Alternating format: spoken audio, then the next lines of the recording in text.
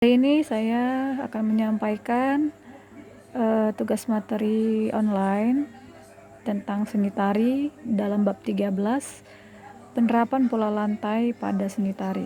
Nah, ini presentase yang akan disampaikan kepada kamu.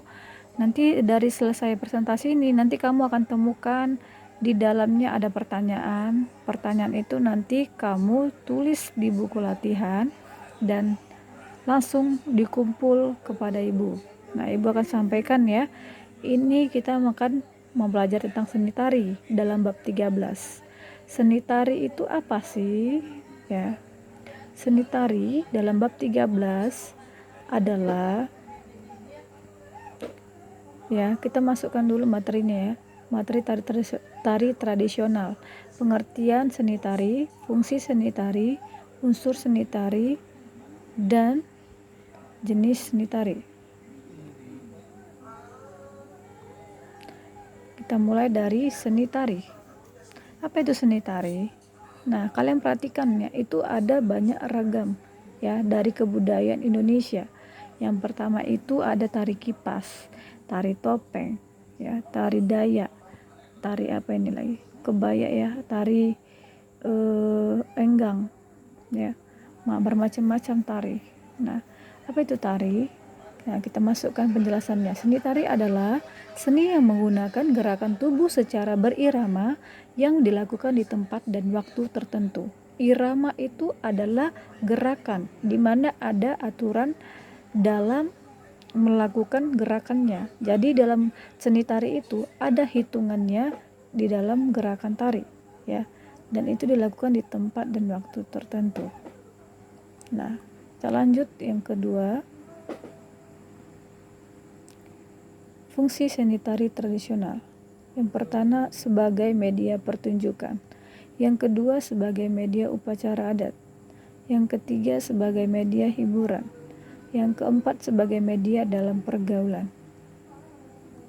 Sebagai media pertunjukan. Tari pertunjukan merupakan tarian yang sudah disiapkan dalam suatu acara pementasan, lebih menonjolkan sisi koreografi artistik, ide yang matang, konsep yang bagus, serta tema yang bertata sehingga tarian menjadi lebih indah dan menarik. Nah, contohnya di sini adalah sendera tari dari Yogyakarta.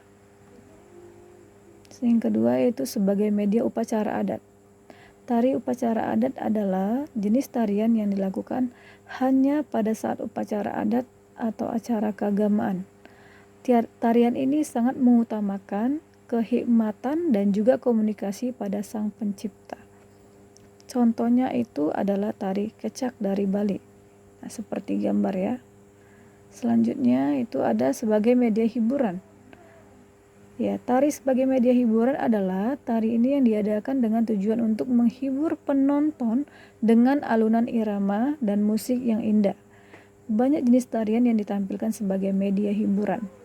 Ya, contohnya di sini yang akan ditampilkan adalah tari saman dari Aceh. Selanjutnya itu adalah sebagai media pergaulan. Tari pergaulan atau tari sebagai media pergaulan adalah tarian yang dimainkan untuk berinteraksi kepada sesama.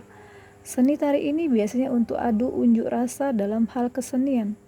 Gerakan tari ini terlihat lincah dan bersifat komunitatif. Nah, biasanya ini hanya terdiri dari 2 atau 3 orang, ya. Nah, contohnya di sini adalah tari Tayuban dan tari Jaipongan. Kita lihat gambarnya, slide selanjutnya. Ya, tari Tayuban dari Jawa Tengah dan tari Jaipongan dari Jawa Barat. Nah, ini tujuan tarinya ini untuk pada zaman dahulu untuk berinteraksi dengan orang sekitarnya. Selanjutnya adalah unsur-unsur seni tari. Terdiri dari ragam gerak, bentuk iringan, dan kostum tari bahkan pola lantai. Ya, kita mulai dari ragam gerak. Ragam gerak adalah atau gerak tari yaitu perubahan posisi atau sikap anggota badan pada saat menari. Ya, pada gerak tari pengolahan keindahannya dibagi menjadi 2, yaitu gerak stilatif dan distortif. Apa itu gerak stilatif dan distortif? Kita lihat, gerak stilatif adalah gerak yang telah mengalami proses pengolahan yang mengarah kepada bentuk tari yang indah.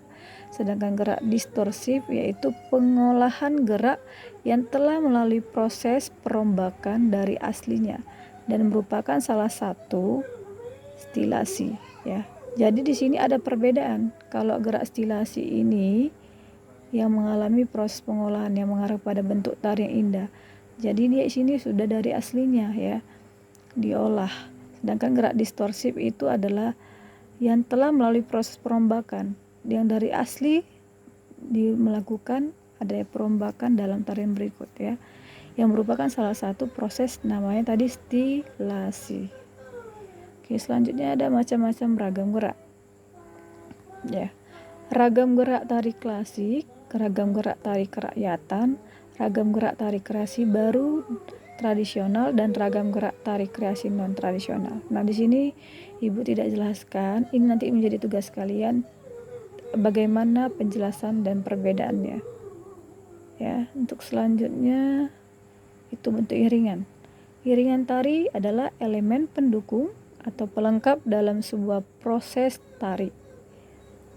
Yang dalam tari, iringan dibagi menjadi dua. Yang pertama adalah iringan internal dan yang kedua adalah iringan eksternal. Apa itu iringan internal dan eksternal? Internal itu berarti dalam. Jadi iringan yang dilakukan sekaligus oleh penari, ya. Jadi internal ini adalah yang timbul dari si penari. Ya, contoh dari iringan internal ini adalah tari saman, ya. Penari menyanyi sebagai iringan sambil melakukan gerak. Iringan internal juga dijumpai pada tari daerah Papua. Jadi iringan internal ini dia gerakannya dilakukan oleh si penari, misalnya gerakan tepuk tangan, gerakan kaki. Jadi yang timbul dari dalam si penari. Nah, iringan eksternal ini adalah iringan yang diperoleh dari luar penari. Ya, misalnya dari alat musik, dari alat rekaman, recorder, dan lain-lainnya yang berasal dari luar, musiknya yang dari luar. Nah, itu dalam bentuk iringan. Selanjutnya itu ada kostum tari. Busana atau kostum tari adalah semua kebutuhan sandang yang dikenakan di tubuh penari di atas yang sesuai dengan peranan yang dibawakan. Fungsi kostum yaitu untuk menegaskan peran dan karakteristik tokoh.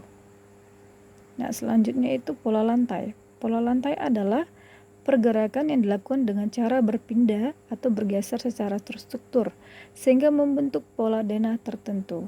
Nah, pola lantai ini adalah bentuknya, ya. Ada yang pertama jenisnya pola lantai lurus, contohnya tari kecak.